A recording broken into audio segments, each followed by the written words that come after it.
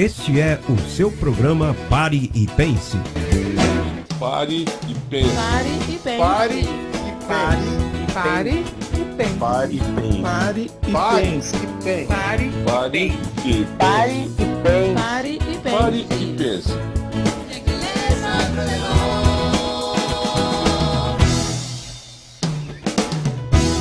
Está entrando no ar o programa Pare e Pense. Pare e pense. Pare e pense. Pare e Pare pense. Pare e pense. Pare e pense. Pare e Pare pense. e pense. Pare Pare e pense. Abençoados, completos e perfeitos. Está no ar mais uma edição do nosso programa, o programa Pare e Pense. Lembrando a nossa querida audiência que o programa Pare e Pense é um programa que ele é patrocinado, ele é produzido pelo Instituto Educacional Dr. José Luiz de Jesus Miranda. Este véu lindo e maravilhoso que um dia se manifestou entre nós.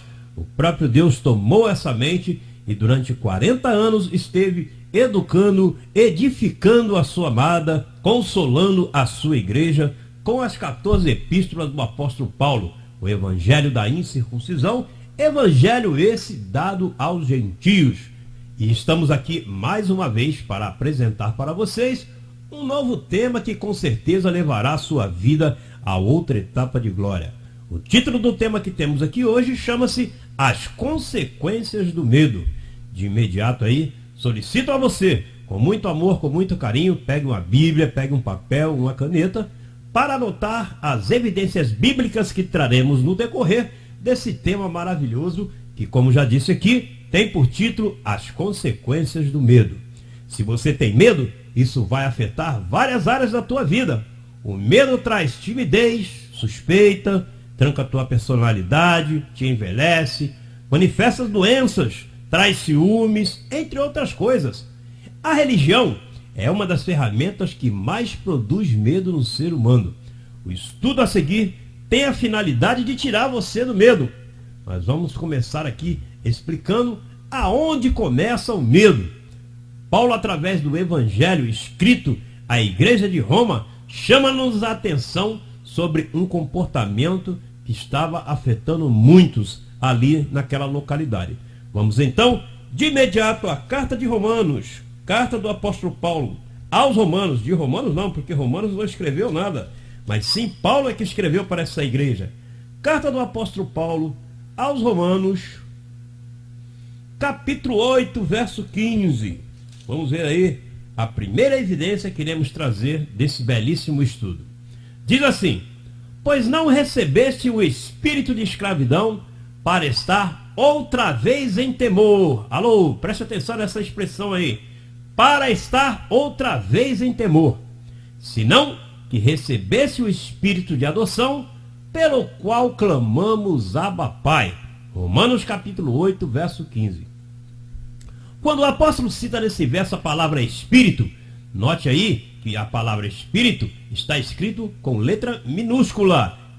O verso diz, não recebesse o espírito de escravidão. Ele está identificando uma forma de agir, um comportamento, uma atitude. Nos dias atuais, esse comportamento, ou seja, as atitudes de medo, de temores, é algo muito comum naqueles que não têm os olhos iluminados. Temor e medo são sinônimos, abençoados. Analisando detidamente esse versículo, Paulo cita que fomos adotados. Portanto, não estamos em orfandade. Temos um pai, temos um protetor. Sendo assim, não há motivos para vivermos em temor. Porque a continuidade do verso diz lá, senão que recebestes o espírito de adoção. Antes da cruz, vivia-se em espírito de medo.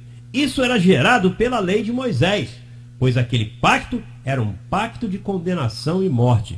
Se você buscar posteriormente, vá lá na segunda carta aos Coríntios, capítulo 3, do verso 7 ao verso 9, Paulo nos fala acerca desse pacto. Era um pacto que era de morte, era um pacto de condenação. Anote aí, depois você busca com paciência e analisa esses versos. Um detalhe de suma importância nesse texto é vermos o apóstolo citando que a igreja estava entrando outra vez em uma atitude de temor. Lá no verso está bem claro lá, para estar outra vez em temor. O que significa esse outra vez? É que antes já estiveram em temor, ou seja, eles viviam debaixo de um pacto de maldição, receberam o evangelho que lhes deu liberdade e novamente corriam o risco de voltar para a escravidão da lei. Em sua grande maioria, as chamadas igrejas nos dias atuais tratam com esse espírito de temor. Eles estão no outra vez. E a pergunta que fazemos aqui é: quem foi que colocou essa igreja no outra vez, no espírito de temor novamente? Os apóstolos da circuncisão. Eles traziam esse espírito de medo. Paulo, na carta direcionada aos Gálatas, os identifica e corrige um deles diante de todos. Vamos ver esta evidência? Gálatas capítulo 2, verso 14. Gálatas capítulo 2, verso 14, nós vamos encontrar aí o apóstolo trazendo uma dura correção a um desses apóstolos, porque tentava levar a igreja para esse espírito de temor novamente. Vamos ver o que o apóstolo relata neste verso escrito a carta aos Gálatas. Gálatas 2,14 diz assim: mas quando vi que não andavam, alô, presta atenção aí, está no plural, mas quando vi que não andavam retamente conforme a verdade do evangelho, disse a Pedro na presença de todos: se tu, sendo judeu, vive como os gentios e não como o judeu, por que obrigas os gentios a judaizar? Esta é uma prática muito comum no sistema religioso chamado cristão. Você é submetido a obrigações, a práticas doutrinais que te produz medo. Paulo nos adverte que não vivamos mais neste temor. Era isso que Pedro produzia para aquela igreja. Por isso Paulo teve que corrigi-lo diante de todos. E não só Pedro, né? Porque, como citado no versículo, a palavra está no plural. Quando vi que não andavam, ou seja, Pedro e todos aqueles apóstolos, os apóstolos de Jesus de Nazaré, os apóstolos da circuncisão, aqueles que andavam submetidos à lei de Moisés. Como já dizemos, o medo produz umas consequências tremendas. Te deixa desconfiado, passa a ter medo de tudo, traz insegurança, te afeta emocionalmente, produz doenças, não te deixa prosperar e te tranca por completo. O medo te faz ver coisas que não existem, te assusta de madrugada, te mostra imagens no escuro do teu quarto, não apaga a luz para dormir, mostra imagens nas nuvens, nas vidraças. O medo, ele produz em tua mente um comportamento que afeta diretamente o teu dia a dia, o teu cotidiano. Na conclusão do verso que abrimos esse estudo, o apóstolo traz uma citação maravilhosa de nossa intimidade com Deus. Ele fala que nós recebemos o espírito de adoção pelo qual clamamos Abba Pai. Talvez alguns não saibam o significado dessa expressão. A palavra Abba vem do aramaico e quer dizer meu paizinho, expressando intimidade. Paulo, em suas cartas, jamais utilizou a expressão aleluia. Aleluia é antes da cruz, abençoados. O salmista Davi a utilizou muito em seus cânticos. Ele clamava a um Deus que estava distante. Porém, hoje, estamos em um caminho novo e vivo que nos dá acesso livre ao Pai. Na sua carta direcionada aos Hebreus, o apóstolo Paulo nos fala que hoje nós temos liberdade para entrar ao lugar santíssimo. Hoje temos liberdade para sentar na mesa do nosso papai. Aonde está isso? Hebreus capítulo 10, versos 19 e verso 20. Vamos ver essa evidência maravilhosa que nos fala da nossa liberdade que nós temos hoje de estarmos diante do nosso papai com toda a liberalidade. Hebreus capítulo 10, verso 19 e verso 20 diz assim: assim que, irmãos, tenhamos liberdade para entrar no lugar santíssimo, pelo sangue de Jesus Cristo, pelo novo e vivo caminho que ele nos abriu por intermédio, através do véu, isso é, pela sua carne.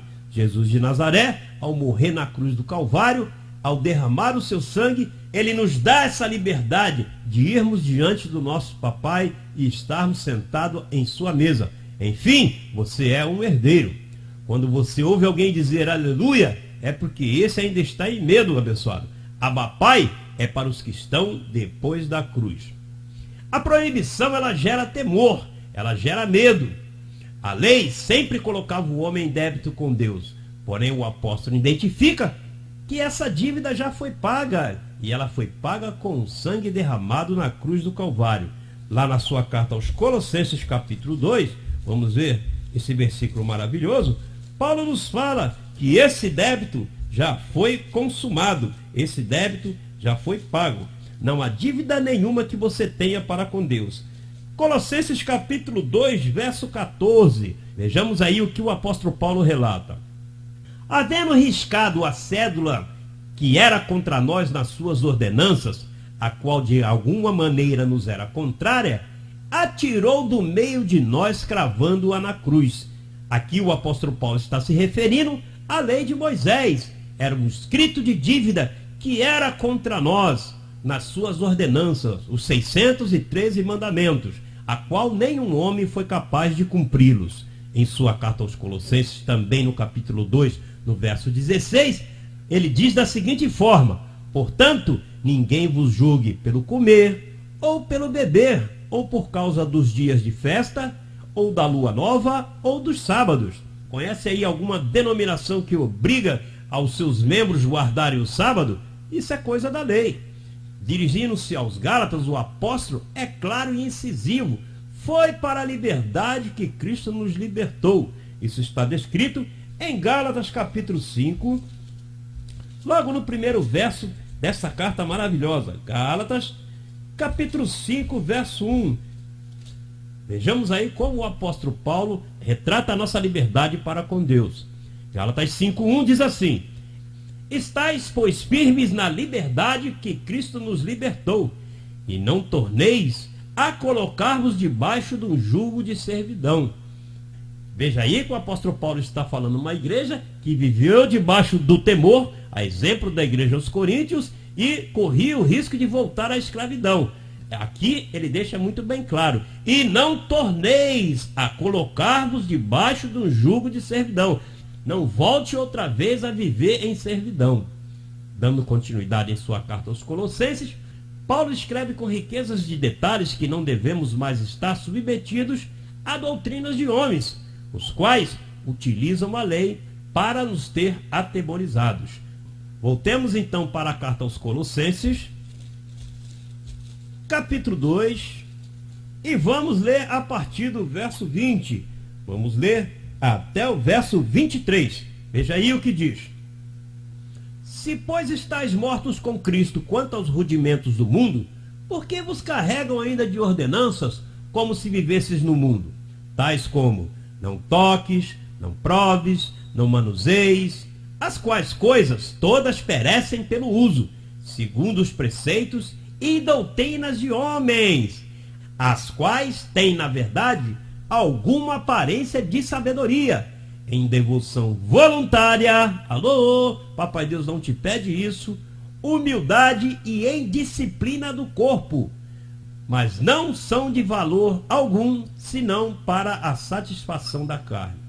Pontos importantes a destacarmos nestes versos lidos aqui de Colossenses 2:20. São doutrinas criadas por homens, ou seja, Deus não tem nada a ver com isso. Essa regra, esse estatuto, a chamada doutrina aí que é aplicada nesse lugar chamado igreja, Deus não passou isso para ninguém. Essa história de que Deus falou comigo. Não, pessoal, Deus não está falando com ninguém. Hoje Deus fala através da palavra, através do evangelho.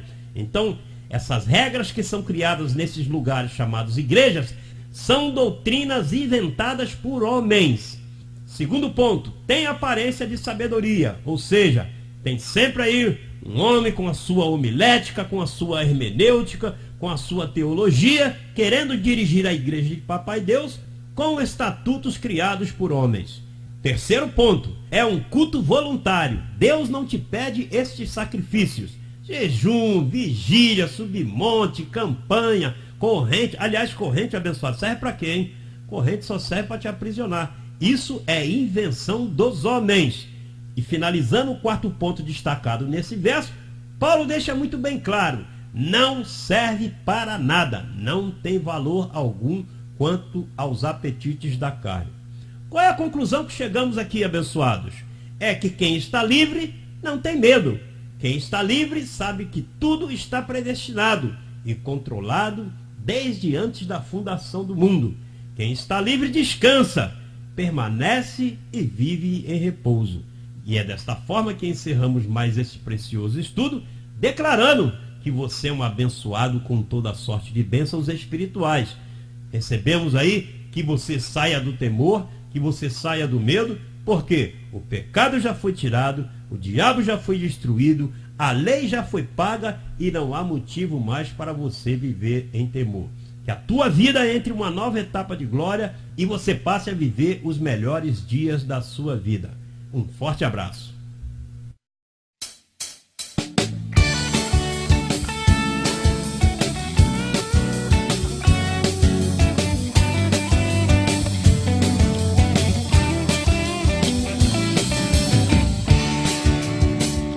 Gratos por sua audiência. Declaramos que os olhos do teu entendimento foram iluminados pela verdade do Evangelho. Acesse nossas páginas na internet e conheça essa ciência. www.institutoeducacionaljlm.com.br. Desfrute também do nosso canal no YouTube, JH Calqueiros. Ali você encontrará estudos, clipes musicais, louvores, mensagens, cápsulas de graça, um lindo acervo a seu dispor, que irá educar o teu homem interior. JH Calqueiros, a ciência de Deus para tratar com o ser humano.